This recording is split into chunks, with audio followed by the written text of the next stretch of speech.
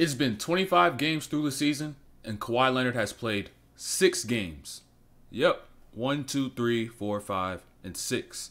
This is his 6th game on the season, and he ended it off with a bang, with the game winner. And so we're about to check out some of his clips from last night, some of his hidden highlights, the ones you won't see. And so let's get straight to it, break this down. Before we start this video, make sure you subscribe, like, turn on those notifications, and let's get straight to it. To Charlotte, he doesn't have the team that he signed up for. A lot of injuries. Now off the rip, with these pull-ups, I don't like when you get into these skip hesitations and you rise up out of your stance. You see how he's almost vertical here. There's no hip hinge. He's almost straight up. It makes it, because then now you have to dip back into your shot. And so now he gets nearly vertical. Now he has to dip again. Then he has to get back up. And if you know, as a shooter, you don't like, as you start lower, it's gonna be more smooth. The more movement you take, the more movement you have in your shot, the less rhythm you get, and the harder it's gonna be. The more variables there is for you to mess up too. So that's the one I noticed on this one. It's something small. That's why I always like to start getting those skips low and always practice them with some hinge in your hips and your knees. So another thing Kawhi's really good at though is catching in good positions. You see a lot of guys come out more towards his three-point line. He catches in great positions. And on top of that, he always makes contact. Look at this bump. Look at that elbow on that spin. That little elbow, that little nudge, it's just enough to not get that offensive foul. Because he had it tight a little bit. But if he had it out like this and the refs were able to see it, they would have got the offensive foul. But he's so good at keeping it low key, keeping it calm, so then they don't see it, but he still is able to create a space. Now you see all the space he's able to create to get this hook. Even though he missed it, still great detail. He'll hit that most times, more times than not. Now we go back on this pick and roll right quick. All right, now the key on this pick and roll is not to read the defenders. It's to not read the defenders who are engaged in the pick and roll, meaning your defender and the screener. Is to read this help side, because if a lot of y'all heard before, you hear a lot of great people talk about the pick and roll, and Chris Paul is one of them. Like you don't really worry too much about these two defenders. You got to read these guys, because they're gonna be the ones to come over and stop these passes from getting through. And so you see Rozier here literally just trying to creep over and make a play on this ball. And so Kawhi should notice that even though his defender's behind him and Plumlee's playing over, that Rozier is here trying to make this play too. And he telegraphs his pass a little bit too, because you see how we loaded it up? He loaded up with 2 hands, brought it here, because the second he brought it here, the ball's not going nowhere else but a bounce pass to the ground, which allowed McDaniels to make a play on this ball. But if McDaniels hadn't been able to get a hand on this, Rozier definitely would have got a hand on this. So he has to read Rozier and see that Reggie Jackson is wide open. And this long close, that's a little too long. Reggie's going to have an open shot right there. That's a late contest. Now watch him. He lost sight of Rozier right here. That's where he messed up. You wonder how these little guards get in to get these offensive rebounds? It's because you lose sight of the player you're guarding. By the time you realize shot's going up, you don't even know where Rozier is. Rozier already wanted to get that rebound. So every time you on the perimeter, you got someone out there, make sure you get that box. Make sure you know where they are, and then you track them, box them out. Barely anybody box out nowadays. People just go to the paint. Scored at least 20 points in 4 consecutive games for Charlotte. Even though he missed, I blame that on Zubac. Watch Zubac. You don't see his mouth move. You don't see his head turn. Nothing. No communication. He doesn't communicate this back screen to Kawhi, because it's coming from his backside. He can't see nothing. So Zubac has to be able to see his defender and the ball. So like I was saying before, you got to be able to see both. So you got to do what you got to do and know where the ball is going, so you know how to operate off of it. Zubac doesn't even know Plumlee set this screen. Kawhi gets hit with it. He's like, damn. He tries to rush back out to it, but that's too good of a look for Oubre, who shoots probably, like on an open shot, probably 40-45%. Leonard draws a crowd. Steve Clifford said you're not going to be able to play them again with those sharp angles, man. That's one thing Kawhi is great at, getting these angles. he gets that shoulder down and make sure he gets some contact and gets to where he wants to get to. Something everybody should be doing. Now drop off. Just kept it simple. Instead of trying to just go up and get this layup, don't be selfish. Just drop it off. Drop it off. Make the easy play. 7 points on 3 of 4 shooting, and he's up to his old tricks. Reverse over to Morris. Spoon feeds Zoo. Goes against. Now let me show you a little something about this on KAWHI though. PG. If I'm PG here, I'm reading KAWHI this whole time. I know Morris is open, but I'm still gonna read KAWHI because his defender got completely lost, and so now that his defender is lost, he's gonna try to get him over the top on this side. So what KAWHI could do now, is hide right here on this right side of Zubac, so that even when McDaniels does try to come over, that he has to get through Zubac to get to KAWHI. And Plum, if anyone is going to try to make a play on this shot, they're just way too far. It's going to be a wide open mid-range shot for KAWHI. Help him be able to get his rhythm because he barely has played any games, you know. And so he hides right on this right side of Zubac. Easy bucket. Easy mid-range.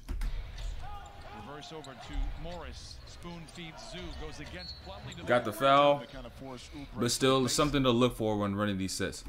All right, now KAWHI. Now when you set these screens, you want to pivot so that you could open up and see where the ball would come from. KAWHI just runs straight to the rim, straight down the middle. He doesn't get the pass, but you still want to be able to see where the pass is coming from and be able to track the ball. Because notice he pivots off this left foot, or he pivots to the baseline, but Paul not opening up to the ball. So rather instead of going over that right shoulder, he goes over that left shoulder and tries to look over the top like that. But Wall should have threw it. Now he's looking for KAWHI on this mismatch over here, but he still should have threw that to KAWHI in the middle, because if you get KAWHI in the middle right here, Batum on the drop down, boom, Oubre is just too far out. He's not even ready for it. Batum's gonna drop down easy too. Still end up making the best of it, but these buckets could be a little easier. These buckets could be easier. You don't have to work too hard. All of those things are going to take some time, but if we can get that many games together, I think we'll be just fine. Power play here for the Clippers. Leonard. You should know that by the time he made no contact, this defender was gonna come over. They're always gonna jam the paint. Play here for the Clippers. And so you may as well just use your bailout and drop it off to Batum right here. Drop right over to Batum right there. Let me go back right quick.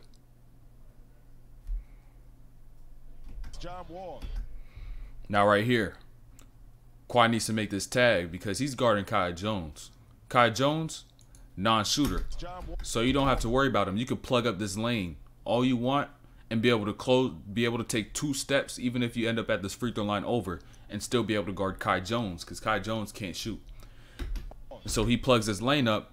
Jones wants to dive too. Okay, I'll just take 1 step over, get back to Jones. If he wants to try to dribble drive, I'll take another 1 step over and stay in front of Jones, because he's not a threat from the 3-point line. You don't need to guard him up. So if he plugs his lane off, causes Rozier to bring that back, and even maybe switch this, because man is pointing right here. But KAWHI was just out of position. Almost like the hockey assist. In offense. The next year when they got him, they were 9th in offense. He said there were other factors to that. Hey, coming off injury, these first steps are going to be a little slow. These first steps are always going to be a little slow.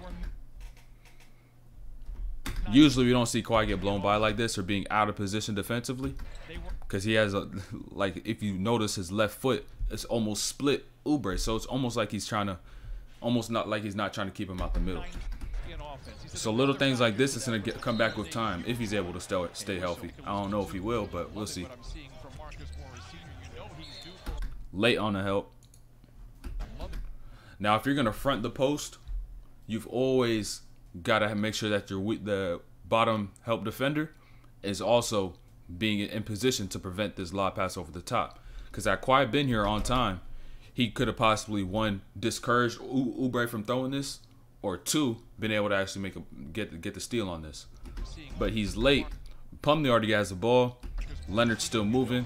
Plumlee goes up and gets the foul. Okay, how else can I continue to improve my game? So I'm not one. Easy way to get steals. Can I continue to improve? Know where the ball is going to be, then meet it to where it's going to get to, instead of trying to get to ball where you see it, because you're always going to be late to it. The ball's just moving too fast. Kawhi just met the ball where he threw the bounce pass, where Oubre's hands would end up being. Improve my game. So I'm not one dimensional. Key to getting more steals. 242. Peep the footwork. Leonard. Footwork. That was He had similar footwork to that on the game winner that he had later. So we're gonna get back to that. But Kawhi's footwork from the mid post, tough. You could tell he watched a lot of Jordan and Kobe. that was You could tell. And on top of that, Kawhi was even an offensive player entering the league. So once you seen him take that offensive jump and seen oh, you're like, oh, this is his play style.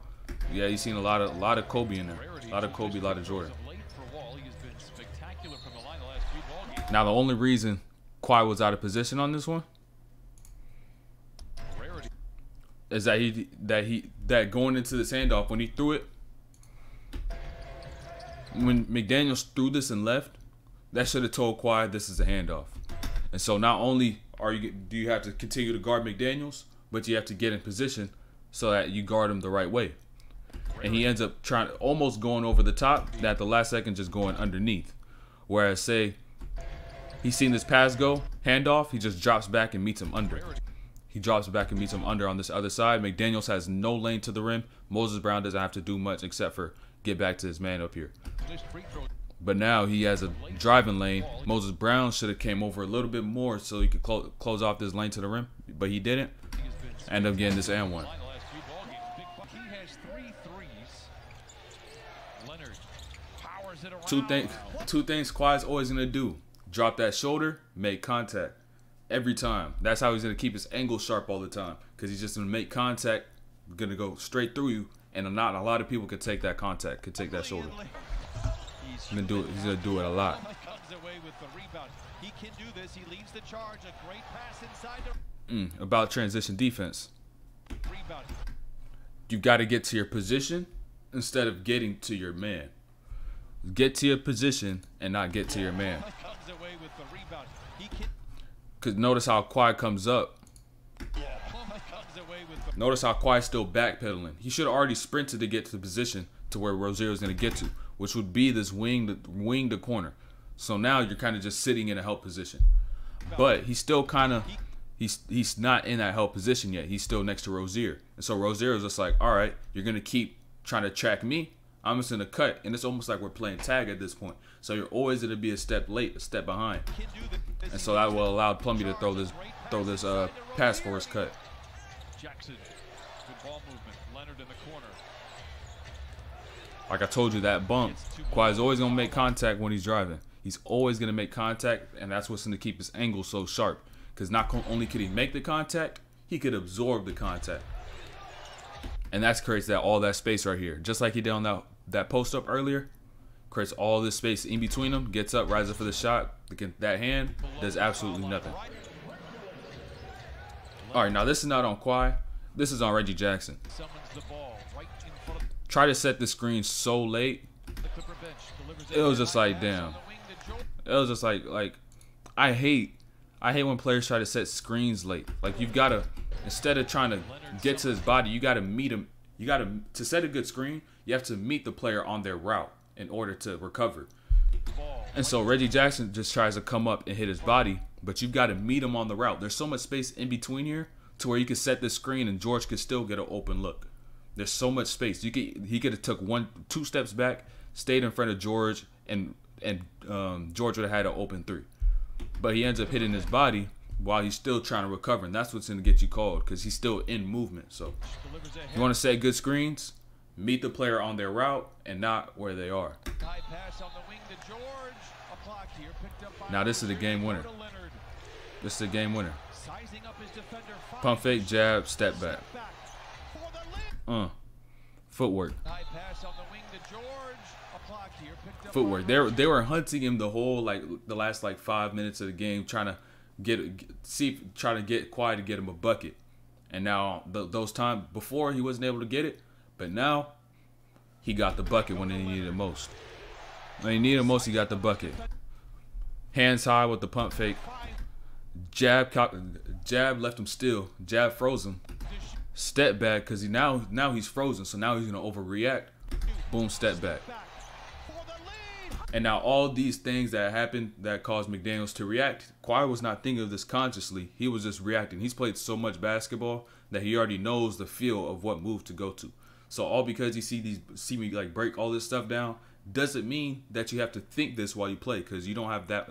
The game's too fast for you to think about all this. It's more so playing so much that the feel and what you need to do is natural. So go out and hoop.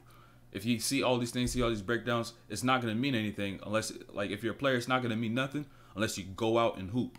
So go out and hoop, develop your feel for the game, watch players get their feel for the game, kind of blend them in together, and that's how you're going to be able to make these plays in games.